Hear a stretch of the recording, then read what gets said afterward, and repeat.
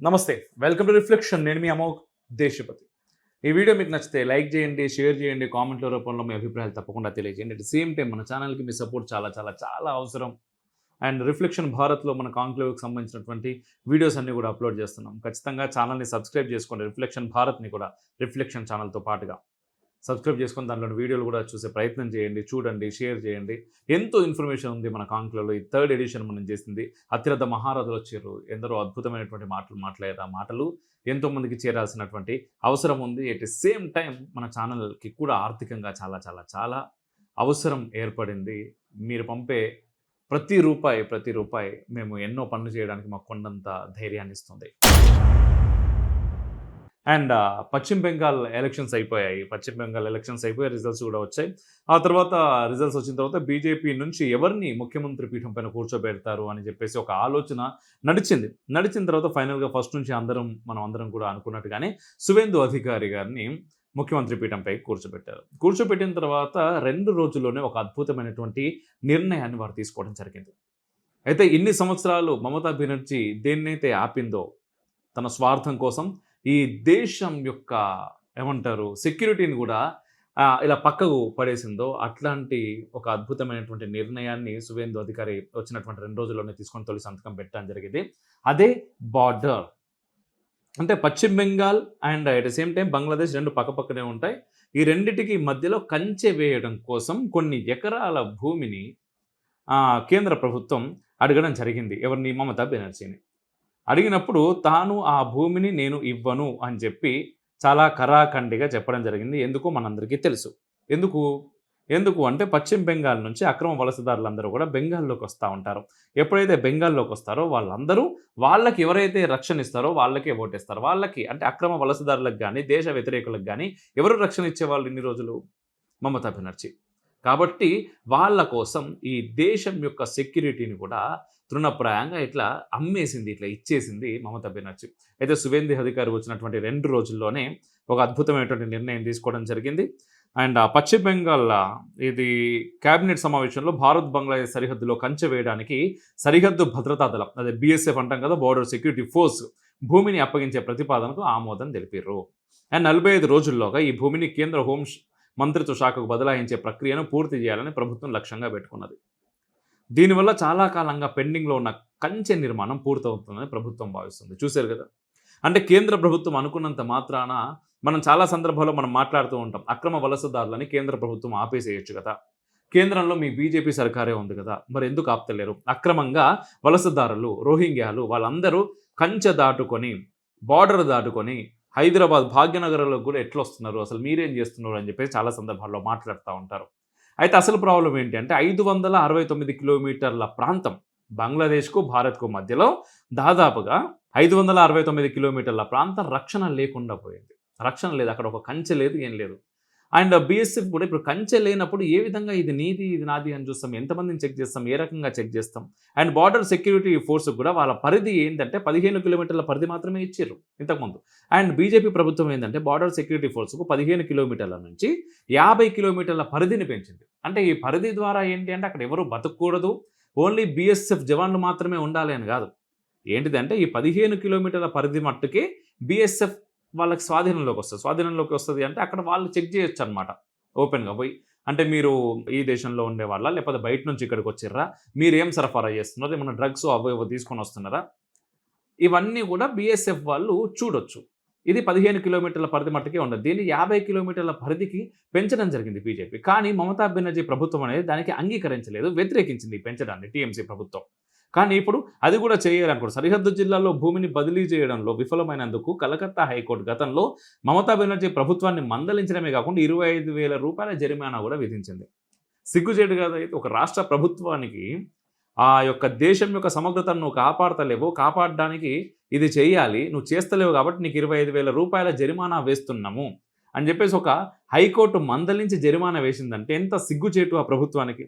ఇట్లాంటివన్నీ పట్టించుకోలేదు. ఎందుకు పట్టించుకోలేదు అంటే దాదాపుగా 2 కోట్ల మంది అక్రమ వలసదారులు బెంగాల్లో ఉన్నారు, బంగ్లాదేశ్కు సంబంధించిన వాళ్ళు.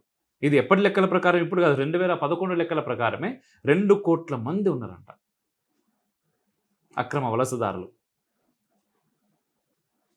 ఇప్పుడు మొన్న ఎస్ఐఆర్ వచ్చిన తర్వాత దాదాపుగా 90 లక్షల మంది ఓట్లు తీసేసారు అని చెప్తున్నారు. మరి మిగిలిన వాళ్ళు ఎంతోమంది ఉన్నారు.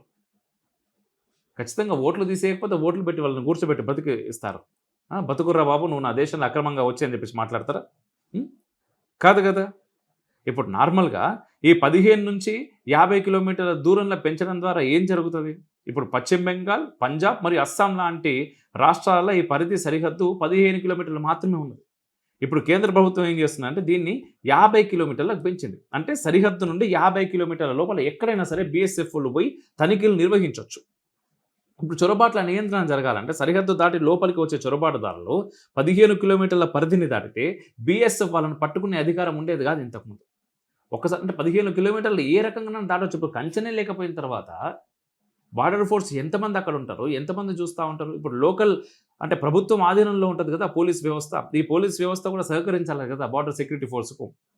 ఇప్పుడు పోలీసులు మేము చేయాలి అనుకున్నా కూడా ప్రభుత్వం ఒకవేళ చేయకూడదు అన్నప్పుడు ఈ యొక్క రాష్ట్ర ముఖ్యమంత్రి పోలీసులకు రాజు అవుతాడు కదా. అన్నప్పుడు ఆటోమేటిక్గా రాజు చెప్పింది వినాల్సి వస్తుంది. పోలీసులు కళ్ళు మూసుకోవాల్సి వస్తుంది, పడుకున్నట్టు నటించాల్సి వస్తుంది. 15 కిలోమీటర్లు దాటి వాళ్ళు ముందుకు వచ్చిన తర్వాత మీరు ఊరుకుంటారా బాబు అనాల్సి వస్తుంది. వీళ్ళు ఊరుకుంటారు, అప్పుడు వాళ్ళు లోపలికి వస్తారు. ఇప్పుడు ప్రస్తుతం సరిహద్దు దాటి డ్రోన్ల ద్వారా ఆయుధాలు, డ్రగ్స్ పంపిస్తూ ఉన్నారు. ఈ డ్రోన్లు 15 కిలోమీటర్ల కంటే ఎక్కువ లోపలికి వస్తున్నాయి. వాటిని పట్టుకోవడానికి ఈ పరిధి పెంపు చాలా అవసరం.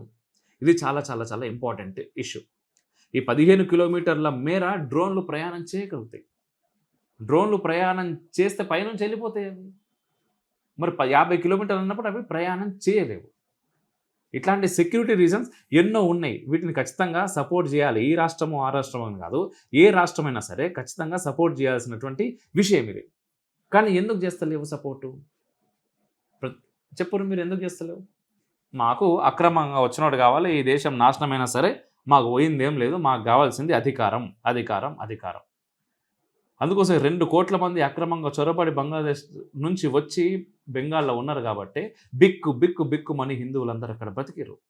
ఈరోజు బీజేపీ అధికారంలోకి వచ్చిన తర్వాత మీరు చూసారు కదా, బెంగాల్ రోడ్లు మొత్తం కూడా జై శ్రీరామ్ నినాదాలతోటి ఎంత రకంగా అంగరంగ వైభవంగా వెలుగుతూ ఉన్నాయి. కాషాయపు జెండాలు ఎగిరేస్తూ ఉన్నారు. 1951లో బెంగాల్లో ముస్లిం జనాభా సుమారు 19% ఉంటే 2011 సెన్సెస్ నాటికి అది 27.01కి పెరిగింది. 1951 నుంచి 2011కు 19 నుంచి 27%. ఇప్పుడు 2026 వచ్చింది. ఇప్పుడు ప్రస్తుతం అంచనాలు ఇంకా జనాభా లెక్కలు వస్తే తెలుస్తుంది 30% కంటే ఎక్కువనే ఉన్నదని నిపుణులు అంటా ఉన్నారంట. అందులోనూ కొన్ని ప్లేసెస్ విషయానికి వస్తే సరిహద్దు ప్రాంతాలు మనం ఏదైతే 15 కిలోమీటర్లు దాటని వెంటనే వస్తుంది కదా, అది ముర్షిదాబాదు, మాల్దా, ఉత్తర దినాజ్పూర్ వంటి సరిహద్దు జిల్లాల్లో ముస్లిం జనాభా 50% నుంచి 65%కి పెరిగింది. ఈ కేవలం సహజ జనాభా పెరుగుదల మాత్రమే కాదు, దీంట్లో అక్రమంగా వచ్చి అక్కడ ఉంటున్న వాళ్ళ సంఖ్య చాలా పెద్దగా ఉన్నది అని విశ్లేషకులు భావిస్తూ ఉన్నారు. అది వాస్తవం కూడా. మరి వీటన్నిటినీ ఎట్లా, ఏ లెక్క ప్రకారం వాళ్ళను బయటకు పంపాలి, ఏ రకంగా ప్రకారం బయటకు పంపాలి అని చెప్పి ఎస్ఐఆర్ ఏంది స్పెషల్ ఇంటెన్సివ్ రివిజన్ అనే ప్రక్రియను తీసుకొని వచ్చారు. దాని ద్వారా దాదాపుగా 91,09.1 మిలియన్ల ఓటర్లను జాబితా నుంచి వాళ్ళని తీసేయడం జరిగింది. తీసేసినందుకు కూడా నానా రాయి చేసారు. ఏం చేశారు? మమ్మల్ని ఓడగొట్టాలని ఇట్లా చేస్తున్నారు. అరే అక్రమ ఓట్లు పోతే నువ్వు ఓడిపోతావు అనుకుంటున్నావు అంటే ఇక్కడనే లాజిక్ అర్థమవుతున్నది కదా.